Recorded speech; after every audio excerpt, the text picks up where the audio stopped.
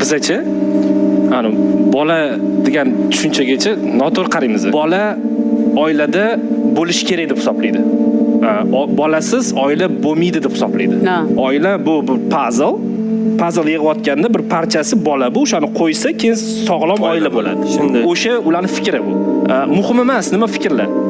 Sani moliyaviy jihating qoplaydimi bolani ertaga ta'minlashga? Bu ham muhim emas.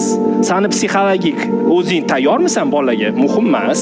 Sen o'zing tarbiyalangan odammisan? Birovni tarbiya qilishga kuching yetadimi? Bu ham muhim emas. Hech narsa muhim emas. Glavniy bola bo'lish kerak. Bola bu siz uchun hayotingizda yordam beradigan uskuna emas. Bola bu sizni pokoleniyingizni yangi urovingga, yangi ko'rinishga, yangi bosqichga ko'taradigan inson.